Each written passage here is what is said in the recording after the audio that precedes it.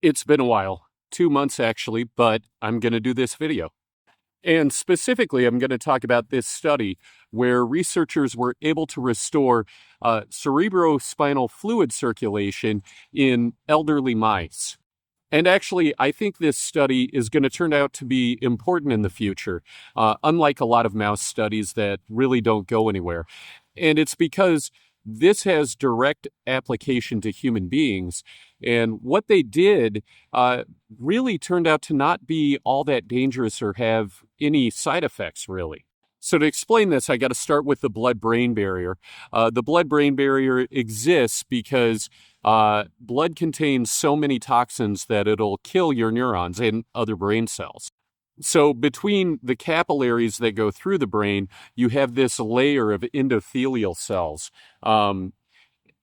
And between each of those cells is what's called a tight junction. And basically, it's a spool of proteins that hold those cells tightly together. And then channels within those cells are able to selectively allow in nutrients and oxygen. And that all that stuff is released into the brain in the cerebrospinal fluid. So basically, it's like your head is kind of full of this thick, watery slime. And that slime basically provides nutrients, removes waste, and acts as a cushion. So when you wiggle your head, your brain doesn't just smack against the sides of your skull. And you can see also that cerebrospinal fluid isn't just in the brain and around the sides. It actually extends into the eyeballs. So the reason you don't have to have blood vessels all over the lens of your eye is because you basically have this fluid that's providing for all the cells there. And there are also bunches of little reservoirs in the brain where you can have extra fluid. For example, this one here by the back that looks like it goes right by the brain stem. So this cerebrospinal fluid, it's produced throughout your noggin, but it all kind of drains through this one spot. So this is kind of like a toilet bowl that it all just runs down into. And it actually goes through the lymph nodes and the lymphatic vessels in your neck and eventually makes its way back into your blood vessels, but it's through the lymph system. So these lymphatic vessels, they're obviously made of cells that are stuck closely together. They have little valves in them. You can see fluid can only go one way through that. And then around the outside, there's all these little smooth muscle cells. And they're similar to what are in your intestines. They just kind of, through peristalsis, they just kind of contract and push the fluid through. There are other things that help move the fluid as well. For example, whenever you move your body, you force that lymphatic fluid to move around too. Also, when your heart beats, these lymphatic vessels tend to run next to blood vessels. So when those blood vessels expand and contract, it'll also kind of push a little bit of fluid through the lymphatic system.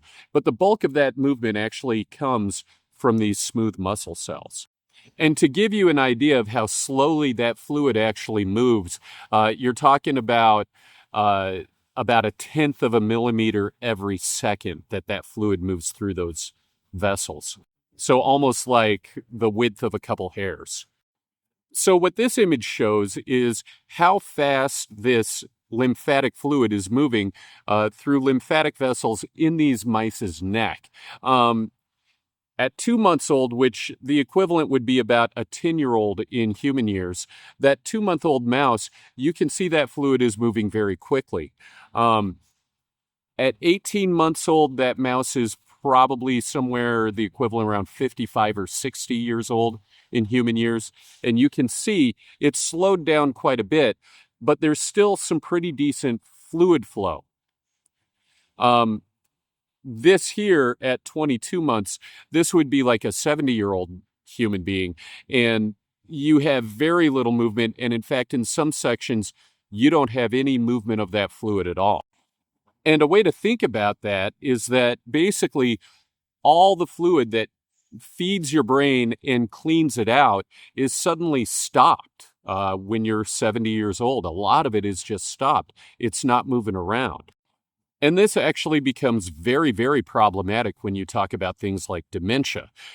These are Alzheimer's proteins, or at least little representations of them. They're called beta amyloid.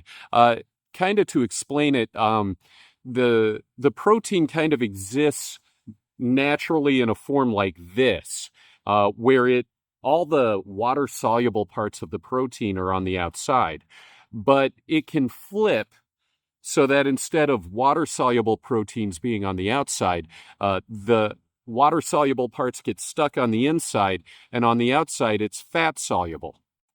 Well, when it gets misfolded like that, it becomes problematic because you can get two or three of these misfolded proteins and they stick together, right? So you see here, you just have them by themselves, but they stick together and they just keep accumulating till you get these huge balls of beta amyloid plaques. And those plaques basically stifle out your neurons. They also kind of stick to the structural proteins that are holding those neurons together and cause them to fall apart also. So you start losing brain cells. And obviously, if you can't move fluid through your brain, you can't clean these out.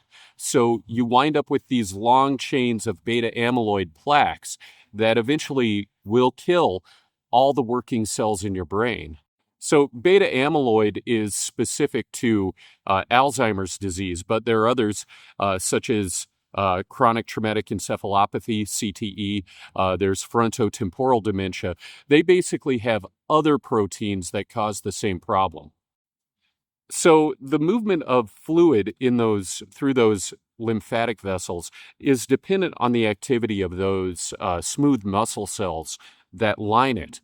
Well, it was found that as these mice were aging, what was causing the fluid to not move anymore was that the smooth muscle cells had stopped working. They weren't contracting.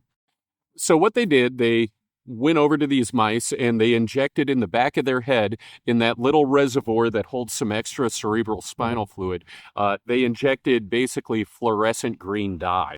And then they took this molecule, prostaglandin 2A, and they got a little needle and they injected it along the lymphatic vessels in their neck. Now, this prostaglandin 2A, it just encourages involuntary muscles to contract and release.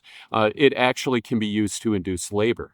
So this image shows an average of the results from their aged mice, the 22-month-old mice. And you can see initially you have these extremely low flow speeds through their lymphatic vessels. But then when they applied this prostaglandin 2A, all of that sped back up. It basically woke those smooth muscle cells back up, and they started flowing cerebral spinal fluid back through those lymphatic vessels. So that allowed them to see net flow, but they didn't really know what was happening in the mouse's head. So to see what was going on there, they basically drilled this little thing into its brain, into the center of its brain. Well, they drilled into its skull and then stuck that thing into the middle of its brain so they could see what the fluid in there was doing. And basically what they found was that fluid movement had been restored throughout the entire brain just by treating the lymphatic vessels in the neck. So it makes a lot of sense that restoring that fluid movement could be very beneficial to patients with dementia or even just age-related problems with cognition or memory. But there could be other applications as well. And the reason is because lymphatic problems show up in other human diseases.